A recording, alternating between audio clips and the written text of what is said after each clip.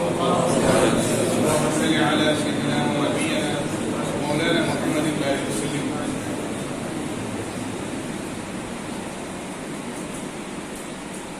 باوقار معزز علماء کرام، سب سے پہلے صدر روشن مسجد حضرت علامہ حافظ ادریس قادری صاحب کی طرف سے میں تمام کا شکر گزار ہوں کہ آپ لبیک کہتے ہوئے تشریف لائے اور اپنے محسن کی بارگاہ میں ہم خراج پیش کر رہے ہیں. قرآن خوانی اور اسی کے ساتھ ساتھ آج فاتح سیوم اور زیارت کی فاتحہ بھی ہے. ہم نے مناسب سمجھا کہ حالات کے پیش نظر اب مختصر سی تعزیت بھی پیش کر دیں. آئیے چند کلمات میں پیش کرنے کے لیے ہمارے شہر کے باوقار عالم دین محقق محدث حضرت علامہ مولانا مفتی محمد عارف اشرفی صاحب سے میں گزارش کرتا ہوں کہ حضرت جو ہے وہ تعزیتی کلمات قاعدہ رضی سن کی خدمت میں پیش کرتا ہوں.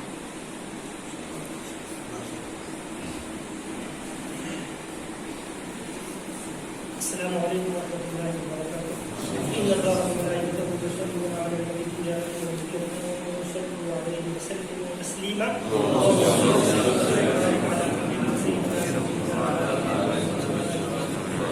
صلاۃ و سلام علیک یا حبیب اللہ صلی اللہ علیہ وسلم.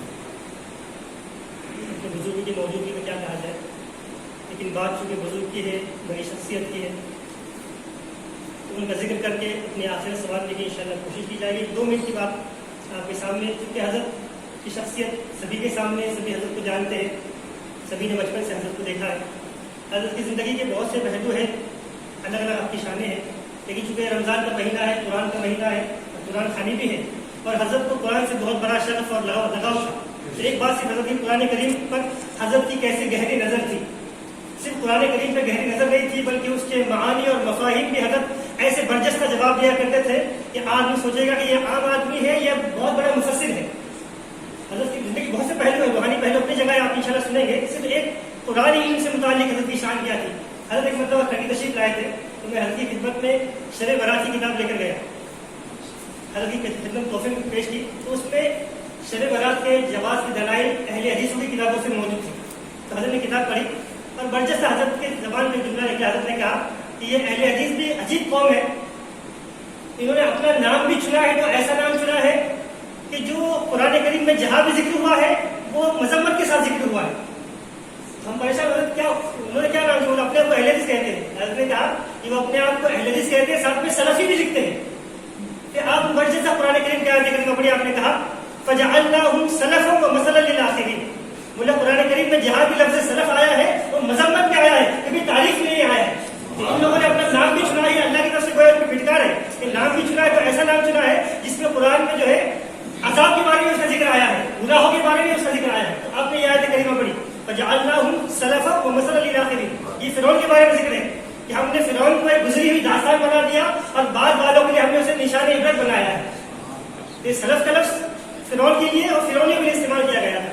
بعد میں نے اور دوسری جگہ پہ دیکھا لفظ سلف کا استعمال تو وہ گناہوں کے لیے بھی آیا ہے. فیغفر ما قد سلف، سلف پر گناہوں کا ذکر، اللہ نے ان کے گناہوں کو معاف فرما دیا. تو قرآن پہ ایسی گہری نظر تھی، اس کی بنیادی وجہ یہ تھی کہ حضرت کثرت سے قرآن کریم پڑھا کرتے تھے. اور علماء فرماتے ہیں کہ قرآن کریم کی برکت یہ ہے جو کثرت سے تلاوت کرتا ہے اللہ تعالیٰ خود بخود اس پر جو ہے قرآن کریم کے مفاہیم واضح فرما دیتا ہے.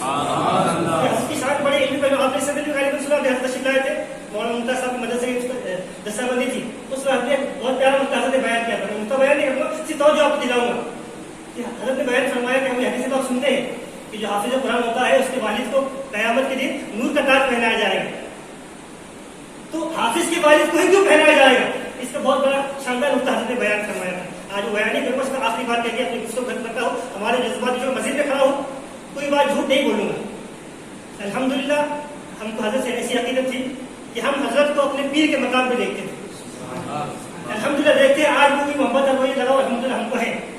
آپ سبھی جانتے ہیں اپنے حضرت شیخ الاسلام مدنی مجدد العالم کو بھی دیکھا ہے. حضرت کی خاص بات یہ تھی ہر ایک اپنا اپنا مزاج ہوتا ہے. حضرت کبھی کسی کو پیر چھونے نہیں دیتے ہیں. آپ نے دیکھا ہو جو پیر چھوٹتا ہے چاہے کوئی بھی بڑا ہو چھوٹا ہو حضرت جھڑک دیتے ہیں اس کو. حضرت پسند نہیں فرماتے. حضرت کا اپنا مزاج ہے. ہم جب بھی الحمدللہ حضور تاجدار سنت کی خدمت میں گئے 10 بوسی کے بعد جب بھی میں نے قدم بوسی کی الحمدللہ اسی نیت سے کی کہ میں اپنے پیر کے قدم چوم رہا ہوں اور وسیلہ حضور تعالیٰ سنت قدم ہوا ہے. الحمدللہ ان کے قدموں میں ہم اپنے پیر کے قدم دیکھتے تھے. بڑی پیاری شخصیت تھی, روحانی شخصیت تھی. الحمدللہ میں اگر اپنے پیر کے بعد اگر دنیا میں ہمارے لیے کوئی محترم ہے تو حضور تعالیٰ ایسے سے کوئی محترم نہیں. ایسی پیاری اور بابرکت شخصیت میں نے اپنی زندگی میں کبھی نہیں کی. وہ اخلاق جو زیادہ نوازی آپ کے پاس تھی وہ کسی اور میں نظر نہیں آتی. اسی لیے علماء مشاہد ساری دنیا میں آپ اخبار میں دیکھ رہے ہو, پڑھ رہے ہوں گے, یہاں بھی حضرت ذکر آتا ہے, آپ حضرت کی ایک شانی بیان کی جاتی ہے کہ آپ پیکر اخلاق نبوت ہیں. حضور کے اخلاق کے آپ پیکر ہیں. کوئی بھی شخص جو آپ کے پاس گیا کبھی کسی نے یہ شکایت نہیں کی کہ حضرت نے مجھ پر جلال فرمایا, چاہے کیسی غلطیاں کیوں, کیسے خطا کیوں نہ ہو, لیکن جب بھی حضرت کے قدموں میں گئے حضرت نے ہمیشہ نوازا ہی ہے. تو حضرت کی بڑی شان ہے, اللہ تعالیٰ کی بارگاہ میں دعا کرتے ہیں کہ جو فیض ہم دنیا میں ان سے لیتے تھے ان کے پردہ فرمانے کے بعد بھی اس فیض کو ہم سے منتقل فرما, اس فیض کو ساری دنیا میں جاری فرما. صلی اللہ تعالیٰ علیہ خیر کرتی سیدنا مولانا محمد بن علی وصحبہ اجمعین برحمتک یا ارحم الراحمین. سبحان اللہ, جزاک اللہ. اب میں چند کلمات پیش کرنے کے لیے ان اشعار کے ساتھ مولانا خالد احمد نظامی صاحب خطیب الامام بارہ امام مسجد کو دعوت دیتا ہوں کہ حضرت کے سنتے تھے ہم مدینہ شریف میں بھی حضرت کا کلام سنے. آپ فرماتے ہیں کہ کرم سے تیرے کٹ چکی ہے جوانی, کرم سے تیرے کٹ چکی ہے جوانی, بچی ہے بہت مختصر زندگانی, تمنا ہے اب میری قسمت میں لکھ دے مدینے کا دانا مدینے کا پانی. میں وہاں خالد احمد نظامی صاحب سے گزارش کرتا ہوں کہ آیا چند تعزیتی کلمات پیش کروں.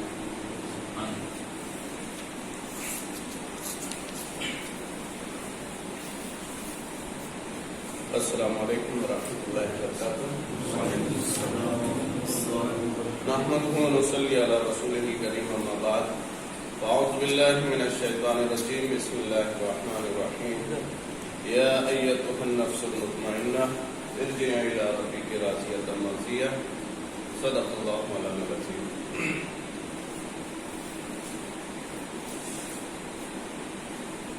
معزز و محترم علماء کرام,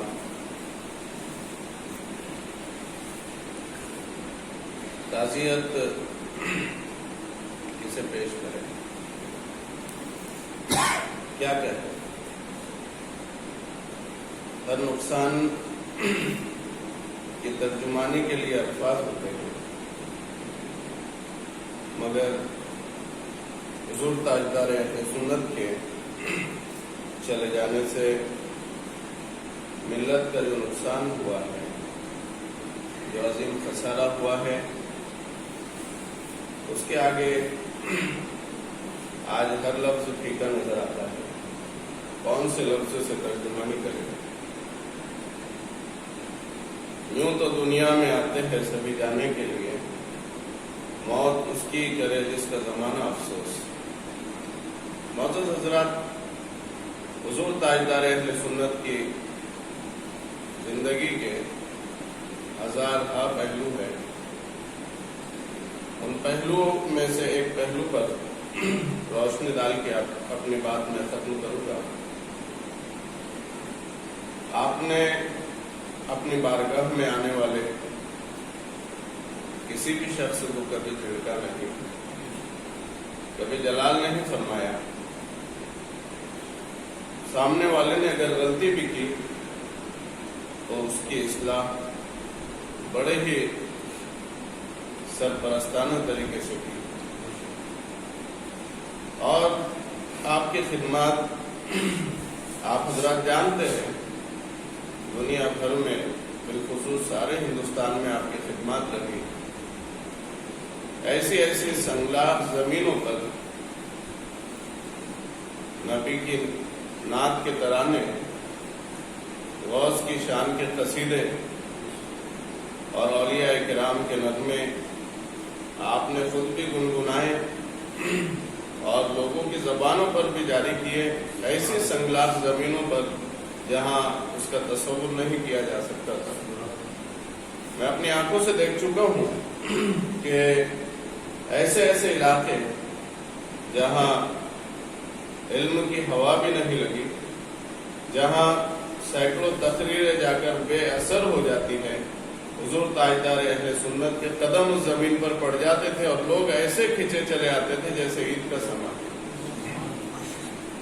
یہ آپ نے ہر ایک کی سرپرستی فرمائی اور حوصلہ افزائی فرمائی.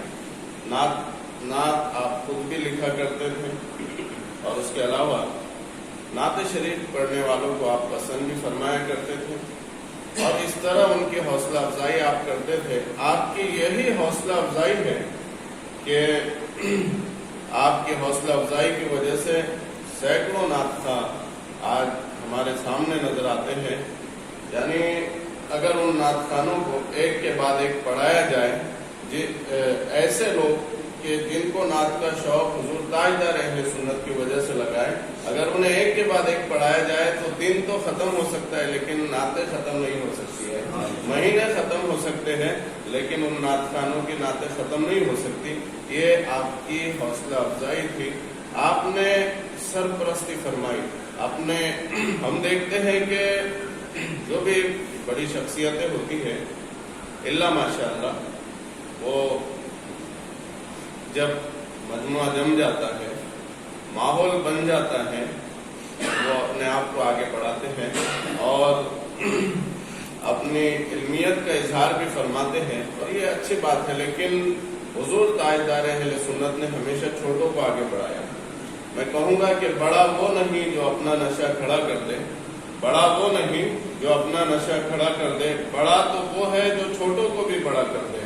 آپ نے زندگی میں چھوٹوں کو ایسے بڑا کیا ہے کہ انشاءاللہ وہ چھوٹے ایسے بڑے کام کریں گے کہ زندگی بھر آپ کا مشن جاری رہے گا اور آپ کا فیضان انشاءاللہ ہم پر جاری و ساری رہے گا.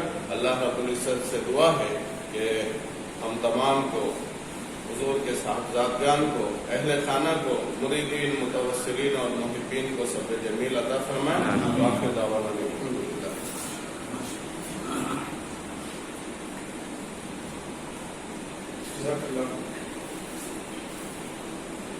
بندے ہیں ہاتھ میرے سلسلے میں غوث اعظم کے, بندے ہیں ہاتھ میرے سلسلے میں غوث اعظم کے, پڑی ہے پاؤں میں بیڑی معین الدین چشتی کی.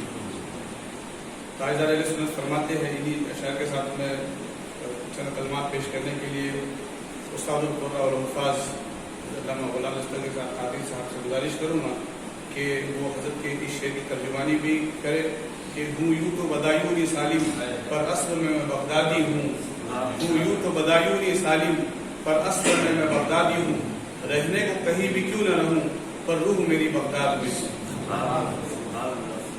غلام نصر. السلام علیکم ورحمۃ اللہ. بسم اللہ الرحمن الرحیم. اللہ کے نام سے شروع ہے اور درود و سلام نازل ہو سید الانبیاء خاتم الپیغمبر سید عالم رحمت عالم نور مجسم حضرت محمد مصطفیٰ صلی اللہ علیہ وسلم کی ذات یکتا پر جو رحیم بھی ہے, کریم بھی ہے, رؤوف بھی ہے اور ہم سب پر ہر درجہ مہربان ہے.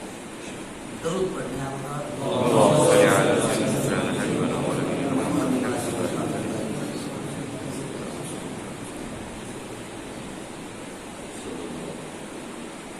تاجدار اہل سنت علیہ الرحمۃ والرضوان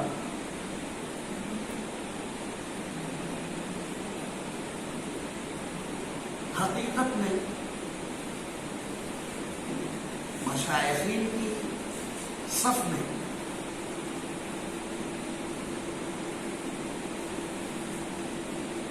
مشائخین کی جماعت میں یکتا, بے مثال اور بے نظیر نظر آتے ہیں.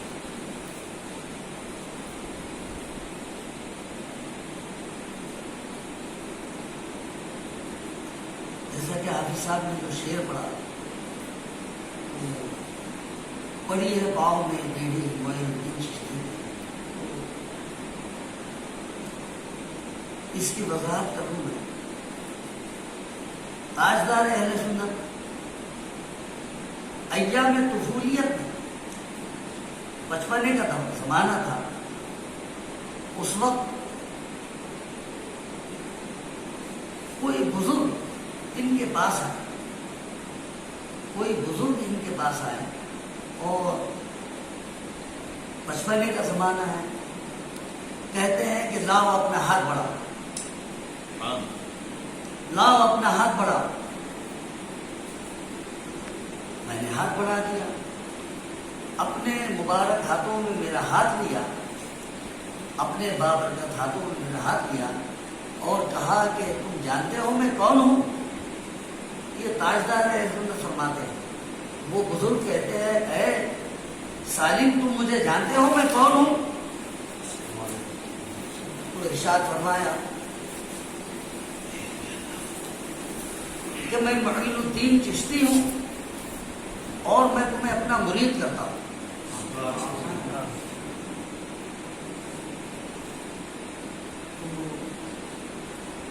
یہ معین الدین چشتی کی بیڑی آپ کے پیروں میں ایسے پڑی، یعنی بچپن سے ہی خواجہ غریب نواز نے آپ کو اپنی غلامی میں لے لیا تھا۔ اب اسی کی ایک کڑی وہ بھی میں آپ کو سمجھاؤں۔ تاحین حیات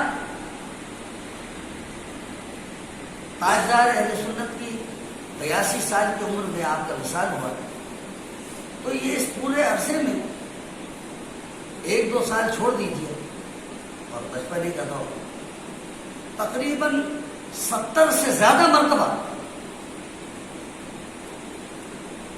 اجمیر شریف کے عرس میں پابندی سے آپ نے شرکت فرمائی، 70 مرتبہ سے زیادہ، کیونکہ اپنے والد حضور قادری دولہ مفتی اعظم شیخ المشائخ حضرت مولانا عبدالقدیر بداوی رحمۃ اللہ تعالی علیہ، ان کے ساتھ ان کی معیت میں بھی آپ نے 12 غریب نواز کے عرس میں شرکت فرمانے کا شرف حاصل کیا۔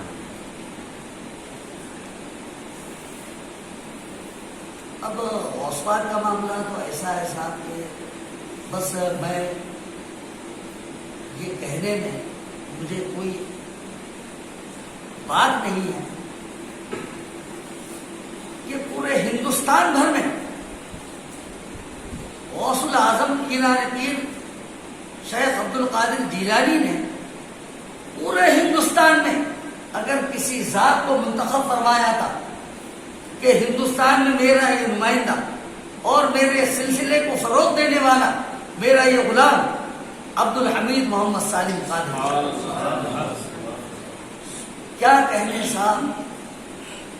ایک اہم بات بتا دوں، ہمارے پیر و مرشد تاجدار اہل سنت کو یہ شرف بھی حاصل ہے اپنے والد کے ساتھ جب آپ بغداد شریف حاضر ہوئے، بڑی مشہور بات ہے اور اہل علم پر یہ بات مخفی نہیں ہے، یہ حقیقت ہے کہ حضور قادری دولہ جب تشریف لے جاتے، کیونکہ 45 سے زیادہ حاضری آپ کی ہو گئی، قادری دولہ 45 حاضری بغداد شریف کی، تو یہ مشہور بات ہے، تھوڑی بہت ٹوٹی پھوٹی عربی ہم بھی بولتے ہیں، تو ہم بھی بغداد شریف حاضر ہوئے، ہم نے وہاں کے مؤذن بارگاہ غوث الاعظم سے متصل مسجد، وہاں کے مؤذن ان کا نام ہے سید عبد القادر، ان سے میں نے پوچھا تو انہوں نے کہا کہ یہ حقیقت ہے کہ پیر عبد القدیر بدایوں جی جب حاضر ہوتے تھے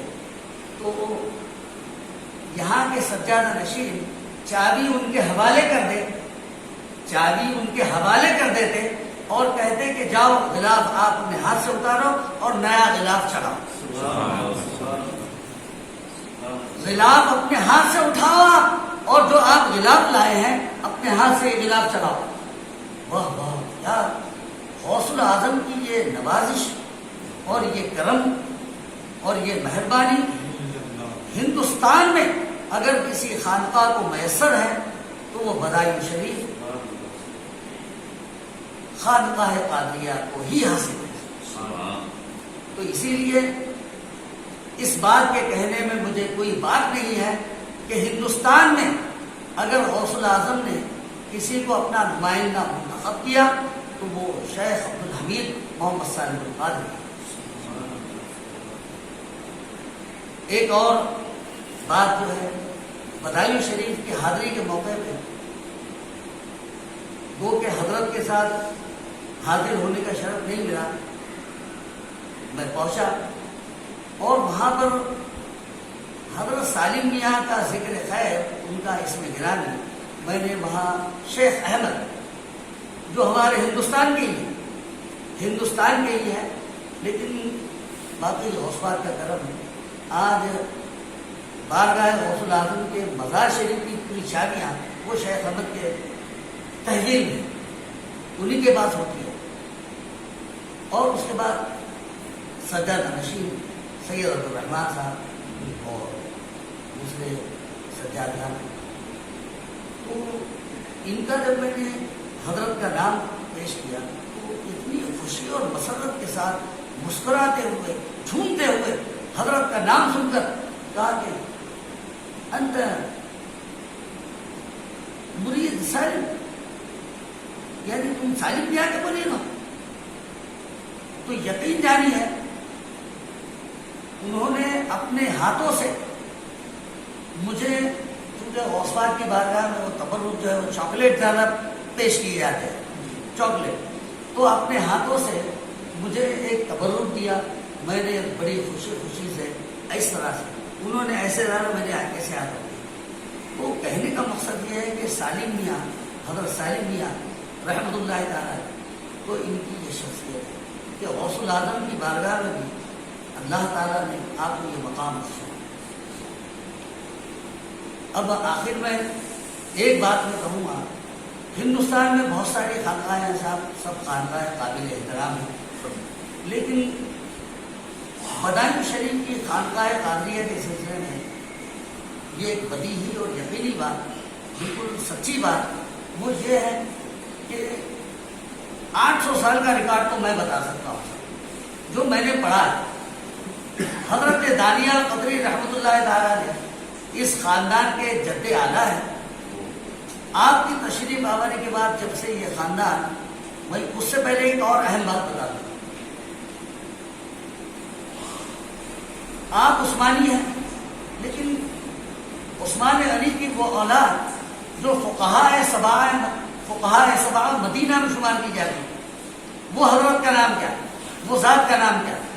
سیدنا آبان بن عثمان بن عفان. حضرت سیدنا آبان کی نسل سے آپ، یعنی عثمان غنی کے بیٹے، فقہاء سبعہ میں ان کا شمار ہوتا تھا مدینہ شریف میں. تو اب علم اس خاندان سے جڑا ہوا ہے. اب دیکھیے 800 سالہ تاریخ، سالم میاں وہ عالم، مفتی عبدالقادر بدایونی وہ مفتی اعظم، ان کے والد سرکار صاحب الاقتدار غلام پیر مولانا شاہ عبدالقادر بدایونی. اب یہ بھی ایک تاریخی بات کہ شیخ الاسلام رئیس المحققین علامہ سید محمد مدنی میاں، ان کے والد حضرت سید محمد عرف محدث اعظم ہند چشتی، ان کو محدث اعظم کا لقب یا سب سے پہلے کس نے کہا؟ یہ بھی ہندوستان کی ایک تاریخ ہے. سب سے پہلے ان کو محدث اعظم کس نے کہا؟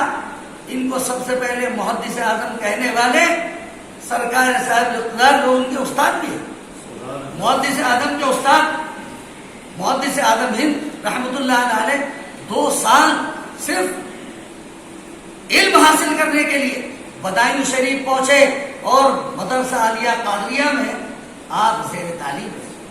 سرکار صاحب الاقتدار کی شاگردی اختیار کی، وہیں سے آپ کو محدث اعظم کا لقب ملا. تو سرکار صاحب الاقتدار اب جو کسی کو محدث اعظم کہے تو وہ خود کتنا بڑا عالم ہوگا سر. اب آگے بڑھیے، ان کے والد اعلیٰ حضرت تاج الفحول محب رسول فقیر قادری فقیر نواز حضرت مولانا شاہ عبد القادر بدایونی رحمۃ اللہ تعالیٰ علیہ. اب ان کا دور تو ایسا ہے کہ پورے ہندوستان کے بھر کے علماء، اس میں امام احمد رضا فاضل بریلوی بھی ہے، علامہ سید نعیم الدین مراد آبادی بھی ہے. یہ سارے علماء سارے علماء نے آپ کو کس نام سے پکارا، کس نام سے پہچانا، اور کیا کہا؟ تاج الفحول، تاج الفحول آپ کو کہا جاتا تھا۔ تاج الفحول یہ عربی زبان فحل کی جمع فحول ہے۔ فحول کا معنی کیا ہے صاحب؟ فحل کا معنی بہادر مرد، سورما، شیر دل انسان، اس کو فحل، اس کی جمع فحول، یعنی جتنے شیر دل ہیں ان کے سرکار ہے، ان کے سردار ہے عبد القادر بدائی۔ اب آگے بڑھیے، اس خاندان کی علمی وجاہت اور علمی شان میں آپ کو بتا رہا ہوں صاحب۔ آگے بڑھیے، علامہ فضل رسول بدایوں نے، جن کو لقب کسی عالم نے نہیں دیا ہے صاحب، کسی مفتی نے نہیں دیا ہے، کسی محدث نے نہیں دیا ہے، کسی مفکر نے نہیں دیا ہے، سیف اللہ المسلول کا خطاب کسی نے نہیں دیا ہے۔ یہ لقب آپ کو بارگاہ رسالت مآب صلی اللہ تعالی علیہ وسلم، سیف اللہ المسلول۔ تو الغرض کہنے کا مطلب یہ ہے کہ یہ خاندان سینکڑوں سالوں سے دین متین کی اور اللہ کے بندوں کی خدمت میں مصروف عمل ہے۔ اب اللہ سے ہم یہ دعا کریں گے کہ تاجدار اہل سنت تک یہ روایت جو چلی آ رہی ہے، آئندہ بھی ان کے جانشین، ایک خوشخبری اور سنا دوں، سب لوگوں کو معلوم ہو گیا، تاجدار اہل سنت کا جانشین واہ واہ فاضل جامعہ ازہر، فاضل جامعہ ازہر، محدث وقت، مفکر وقت، مفسر وقت، حضرت علامہ و مولانا شاہ عبد الغنی محمد عطیف میاں قادری دامت برکاتہ القدسیہ سجادہ نشین درگاہ عالیہ قادریہ بدایوں شریف آپ کو منتخب کر دیا ہے۔ اب ہمارے رہبر، ہمارے رہنما حضرت عطیف میاں قادری مدد العالی ہے۔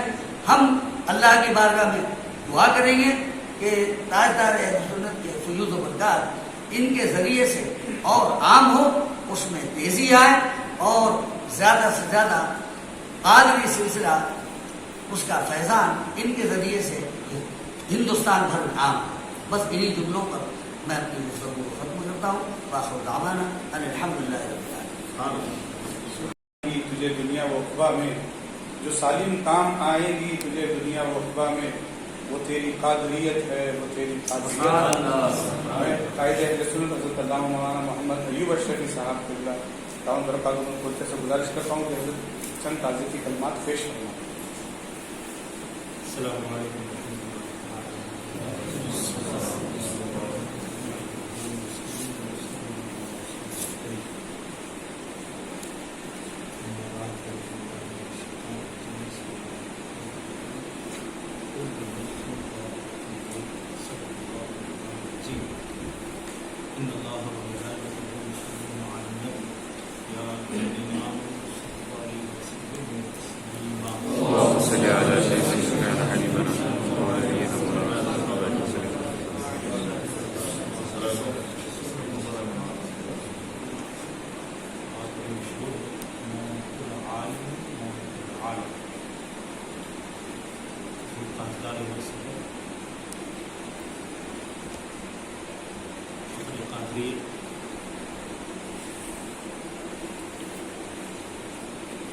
فضیلت الشیخ علامہ حافظ القاری عبدالحمید صالح القاری رحمۃ اللہ تعالی علیہ صرف ایک عالم نہیں، یہ عاشق تھے۔ عالم کی تو موت ہو جاتی ہے، عاشق کبھی مرا نہیں، زندہ رہتا ہے۔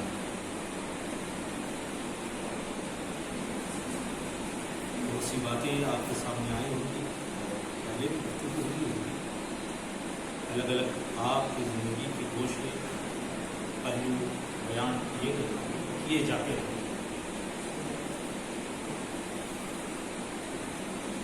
میں پونا کا رہنے والا ہوں. ہم سب تقریباً بیشتر لوگ یہاں پر پونا کے موجود ہیں.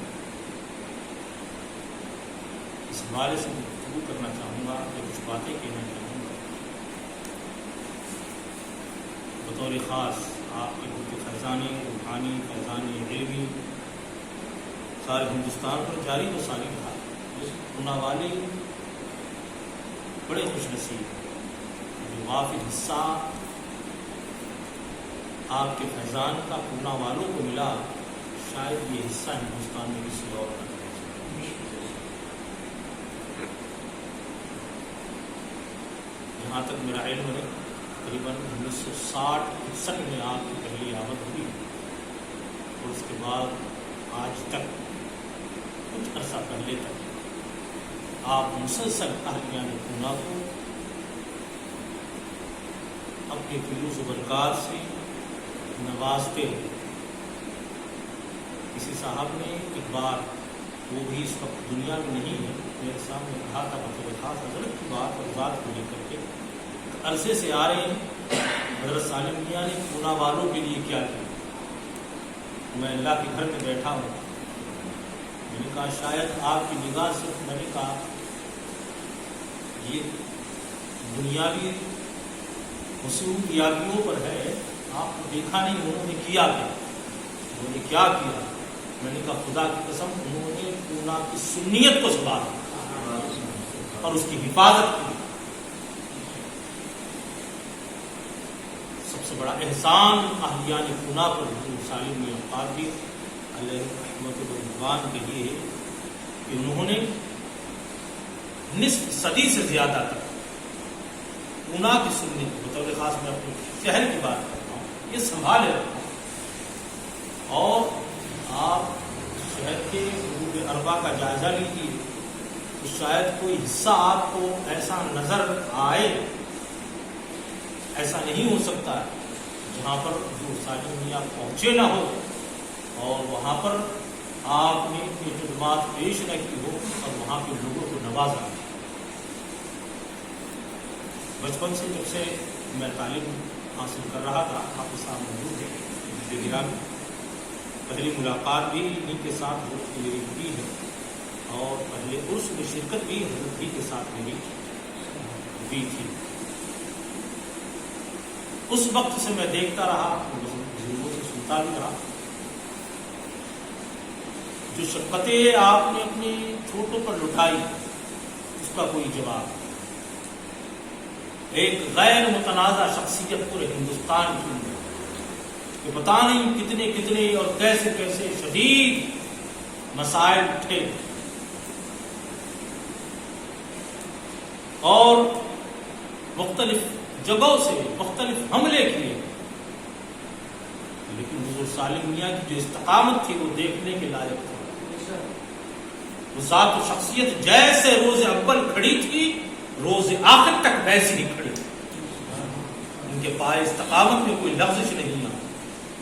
اور آثار مسائل آزمائشیں جو آپ کی زندگی میں آئیں.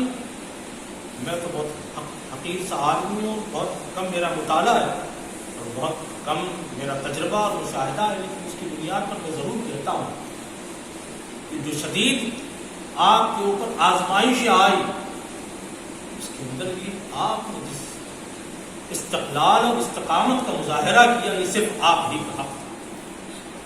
ایک ایسے صاحبزادے کو کھو دینا کہ اس وقت جب وہ موجود تھے تو ان کی مثال بخدا کسی خانقاہ کے اندر پائی نہ جاتی. ایسے جمع سال اپنے لاڈلے کو کھو دینا اور اس کے باوجود آپ کا جون کا تون اللہ کی رضا پر راضی رہنا یہ کم استقامت کی بات نہیں تھی. جو کھوئے نا تو اسے اندازہ ہو, جو کوئی ہر ایک کا اپنا بچہ تو ہوتا ہے وہ لخت جگر اسے کہتا ہے, وہ کہنے کو کہتا ہے, لیکن وہی واقعی اگر کسی کا بیٹا لال و گوہر کی مثال ہو اور اسے وہ کھو دے تو اس کے دل کو پوچھا جائے کہ اس نے کیا کھویا. لیکن ہائے واقعتاً حضور غوث پاک کا ایسا فیضان سبحان سبحان جب میں بھی اپنی قسمت سے حضور غوث پاک کی بارگاہ میں حاضر ہوا اور آپ کے توسط اور وسیلے سے مجھے بھی علامہ مسعود الحق علیہ رحمۃ و رضوان کی حافظ عارف صاحب کی موجود ہے، ہم تلاش کرتے ہوئے وہاں پہنچے تھے. حضرت کے مزار اقدس جو قبرستان پیچھے کی جانب لگا ہے وہاں جانے کے بعد ایسا احساس ہوا کہ جس مقام پر حضرت علامہ مسعود الحق عاصم القادری علیہ رحمۃ و رضوان آرام فرمائے، اسے دیکھو تو آپ کو رشک ہو جائے کہ حضور غوث پاک کے پاس اس خانوادے کا اور علی الخصوص حضور سالم میاں کا مقام و مرتبہ کیا ہوگا کہ انہوں نے ان کے صاحبزادے کو اپنے قدموں میں جگہ تھا. وہاں آپ کھڑے ہو گے نا تو آپ کو پتا چلے کہ ساری کائنات کو ولایت جہاں سے تقسیم ہو رہی ہے. وہ شہنشاہ ولایت نے اپنے قدموں میں جنہیں جگہ عطا فرمائی، اور کیسے عام موت کے ساتھ نہیں، شہادت کی موت، شہادت کی موت اپنے پاس بلائے. یقیناً یہ تو حضرت کی وہ خدمات کی قبولیت کی علامت، خدمات کی قبولیت. الحمدللہ تعالیٰ ذات و شخصیت یہ صرف قادری برادران یتیم نہیں، میں خدا کی قسم میں تو کہتا ہوں پھر اپنے شہر کی بات کو، ہمارا سارا شہر اور شہر کی ساری سنی عوام یتیم ہوئی. سچ بات یہ حضور سالم میاں نے آ کر کے وہ مسکراہٹیں، کیا کہیں آپ سے، وہ شفقتیں، جب آپ کے چہرے کو دیکھو تو مسکراتا ہو. کبھی میں نے آپ کو غصے میں نہیں دیکھا، 12,000 بار کبھی غصے میں نہیں دیکھا، کبھی مایوس نہیں دیکھا. جب دیکھا ملاقات ہوئی، اسٹیج پر ہو، گھر میں ہو، چلتے ہو، راہ میں ہو، کہیں ہو، مسکراتے اور یوں سلام کر کے یوں نوازتے. سبحان اللہ، ہے نا. ہر کسی کو ملنے والے کو ایسا لگتا کہ حضرت سب سے زیادہ مزید اونچا. مجھے بھی یہ احساس ہر بار ہوا. الحمدللہ جب قدم بوسی کے لیے جب میں بڑھتا الحمدللہ کہتا ہوں اور فخر سے کہتا ہوں، میں دل سے کہتا ہوں، ہے نا. میں اپنے شیخ کے علاوہ اگر کسی کی قدم بوسی کا شرف حاصل کرتا پورے اطمینان کے ساتھ اور پورے ذوق و شوق کے ساتھ اور پورے انکسار کے ساتھ تو حضور تاجدار علیہ سنت کرتا. جب میں کرتا تو 12 ایسے ہوا کہ میں قدم اسی کے لیے جھکا اور حضور نے مجھے اٹھا کے اپنے سینے سے. یہ ایسے اونا میں تو ہوا، بدایوں کے اندر بھی ایسے. یہ خرد نوازی کہاں کسی کے پاس ہوتی ہے. حافظ شہباز صاحب جو ہے یہاں موجود ہوں گے، ان کی شادی میں جو ہے ممبئی گئے ہوئے تھے، نکاح پڑھایا حضرت نے. انہوں نے میرے ہاتھ سے جو ہے حضور کی بارگاہ میں جو ہے پھول پیش کیے، شال پیش کیے. حضرت کا میں نے ہاتھ چھوا تو حضرت نے ہاتھ پیچھا مجھے بازو لے. دیکھو بڑوں کی بہت بڑی بات ہے نا. ہم سیکھے، صرف لفاظیوں کی دنیا میں نہ رہے. واقعتاً اگر ہم اپنے پیر کے سچے مرید ہیں تو اپنے پیر سے کچھ سیکھنا چاہیے، ہے نا. وہ متانت، وہ سنجیدگی اور وہ عاجزی، وہ انکساری، وہ تقوی، وہ طہارت جو ہم نے اپنے پیر کے اندر دیکھا. باقی وہ انسانیت، وہ خرد نوازی، وہ علماء کی شان و عظمت میں اضافہ کرنے والی باتیں، وہ سب ہمیں اپنے پیر سے سیکھنا چاہیے، یقیناً سیکھنا چاہیے. کیسے مردب و احترام کر اور کیسے نوازا. بہت چھوٹوں کو بڑا بنانے والے لوگ ایسے ہی ہوتے ہیں. زمانہ بڑا انہیں کہتے کہتے خود بڑا ہو جائے. بات یہ ہے شرکت کے لیے گئے تھے، وہاں پر مسافہ کیا، قدم وصیفت کیا. میں نے حضرت نے اٹھایا اور کہا مولانا ایک بات میں آپ سے کہتا ہوں. حضور ارشاد مولانا میرے حق میں دعا کیجیے. میں نے کہا میری یہ حیثیت میں آپ کے حق میں دعا کروں؟ خدا کی قسم آپ کے وسیلے سے حضور ہم دعا کریں. ہم کیا آپ کے لیے ہمارے ہاتھ اٹھے کہ آپ کے صدقے شفاعت ہم لوگ پائیں؟ ہم آپ کو ایسے بزرگ سمجھتے حضور. جو بولے کیجیے، میں بے چین رہتا ہوں، ذرا میری طبیعت کی بات. یہ خود نوازی اپنے بچوں، ان کے بچوں کے جو غلام و خادم ہیں ان سے اس طرح کی بات کہنا بہت بڑی بات ہے، بہت بڑی بات ہے. سمجھ آئے نا آپ. اب پونا کے اندر یقینی طور پر جو آپ نے خدمات انجام دی، جب پونا میں کوئی نہیں، حضور شیخ السلام کی آمد اور آپ کی آمد کا وقت ایک ہی ہے تقریباً. لیکن ایک عرصے کے بعد تو حضور شیخ السلام کی مصروفیت بڑی. حضور سالم میاں قادری علیہ رحمۃ اللہ مسلسل آتے اور مسلسل میں نے دیکھا. اور وہاں کی بھی کیفیت میں بیان کروں کہ واقعتاً خانقاہ قادریہ کو کیا عروج اللہ رب العزت نے آپ ہی کے بزرگوں کے حوالے سے تقریباً گزشتہ 40 اور 50 سال کے اندر جو آپ عروج خانقاہ قادریہ کو آپ کے ذریعے ہوا وہ دیکھنے کے قابل اور لائق ہے. مجھے اچھی طرح سے یاد ہے آپ غلام تصویر صاحب قادری حفیظ اللہ کے ساتھ میں 1987 میں یا 88 میں پہلی مرتبہ بدائن شریف حاضر ہوا. سمجھے؟ پہلی مرتبہ حاضر ہوا تھا. خانقاہ قادریہ کا جو اندر کا احاطہ ہے اور اس کی تقریبات اس میں ہوتے ہوئے میں نے دیکھی. ان کے ساتھ شرکت بھی کی, انہوں نے تقریب کی بھی, وہ بھی میں نے سنی, مجھ سے بھی کہا تقریب کی. میری تو ہمت نہیں ہوئی, میں کیا یہاں پر تقریب کی, کیسے کروں. بہرحال اس کے بعد آج بھی میرا الحمدللہ جانا ہوتا ہے. آخری بار بھی میں سمجھتا ہوں 2 سے 3 سال پہلے بھی میں حاضر ہوا تھا وہاں پر, اور کئی بار الحمدللہ حالیہ سالوں میں حاضر ہوا ہوں. میں اور سن سالہ جشن میں بھی حاضر ہوا تھا الحمدللہ. اس وقت جو میں نے دیکھا, جو منظر ہے, میں نے حافظ عارف سے بھی اور اپنے احباب سے بھی میں نے جو ہے اس کا تذکرہ کیا, اور اپنے بزرگوں سے بھی کیا میں نے تذکرہ کیا. کوئی شک نہیں کہ دل دیکھ کر کے خوش ہو گیا. ان روایات کو جو کبھی جو ہے جسے دبانے کی بھی کوشش کی گئی, اور کیا کہتے ہیں کہ کہنی میں کہنا مناسب نہیں ہوگا. بہرحال بات یہ ہے کہ اللہ رب العزت جب عروج دینا چاہتا ہے تو اسباب غیر سے پیدا فرماتا ہے. سمجھے نا, غیر سے پیدا فرماتا ہے. وہ عروج خانقاہ عبادت قادریہ کا الحمدللہ تعالیٰ آج آنکھیں دیکھتی تو خیرہ ہو جاتی ہے. کوئی شک نہیں اللہ رب العزت اس خانقاہ کے عروج کو اور عروج عطا فرماتا. اس خانقاہ کا عروج بخدا سنیت کا عروج, اس خانقاہ کی بقا سنیت کی بقا, اس خانقاہ کی سالمیت یہ سنیت کی سالمیت. جی آپ تو اس لیے میں کہتا ہوں کہ بڑی ذات و شخصیت, شاید ہمیں اندازہ نہ ہو, آنے والا وقت بتائے گا کہ ہم نے کس کو کھویا ہے. لیکن اس بات کو آپ یقین کے درجے میں رکھیں کہ انشاءاللہ تبارک تعالیٰ حضور تاجدار اہل سنت کی روحانیت ہمیشہ ہمارے ساتھ, جنہوں نے جیتے جی ہمیں نہیں چھوڑا, وہ مثال کے بعد بھی انشاءاللہ تبارک تعالیٰ میں نہیں چھوڑیں گے. ان کی روحانیت ہمارے ساتھ ہوگی. ہم اگر سچی عقیدت رکھتے ہیں تو اس کا فیضان ہم اپنی زندگی کے اندر آئندہ انشاءاللہ تبارک تعالیٰ اور محسوس کرتے ہیں. میں تو یقینی طور پر واقعی ایک نمونہ پیش کیا. بات کہنے کو جی چاہتا ہے کہ ختم کرے, لیکن کہاں ختم کرے, کیسے کرے. جو حضور سالمیہ قادری علیہ رحمۃ الرضوان نے جو خانقاہوں کے لیے جو ماڈل پیش کیا وہ معمولی نہیں ہے. کہیں خانقاہوں کے اندر انقلاب آ گئے, شہید بغداد ماڈل بن گئے, نمونہ بن گئے لوگوں کے لیے, نمونہ بن گئے الحمدللہ. اس کے بعد اس مسلک کو سنبھالا ہے بے شک خطیب ہندوستان حضرت عبدالغنی عطیف میاں قادری حفظہ اللہ طاقت برکاتہ عالیہ رب تبارک و تعالیٰ ان کے حوصلے جوار اور ان کو ہمت عطا فرما, اور بڑی ذمہ داری چھوٹی عمر کے اندر آپ رہی ہے, کوئی شک نہیں. اور یہی ذمہ داری میں جہاں تک مجھے سمجھ میں آتا ہے کہ 22 سے 23 سال کی عمر میں حضور تاجدار اہل سنت نے یہ ذمہ داری اپنے کام میں رکھا ہے کہ وہ اس عمر میں, اس میں سمجھتا ہوں اس وقت تو عطیف میاں کی عمر تھوڑی زیادہ ہوگی ہے نا, تقریباً 30 برس کے قریب ہونا چاہیے, اس سے تھوڑا زیادہ ہی ہو سکتا ہے. الحمدللہ میں سمجھتا ہوں کہ اس جمع سالی میں اور جمعبندی کے اندر آپ کو جو ذمہ داری آئی اللہ رب العزت نے اس کے لیے اس سے پہلے آپ کو تیار بھی ہے نا. تحصیل علم سے آپ فارغ بھی ہو گئے. دیکھیے نا شہید بغداد کے جانے کے بعد جو کمی محسوس ہو رہی تھی, آپ دیکھیں گے حضور خطیب ہندوستان ان کمیوں کو دھیرے دھیرے دھیرے دھیرے پورا کرنا شروع ہوا.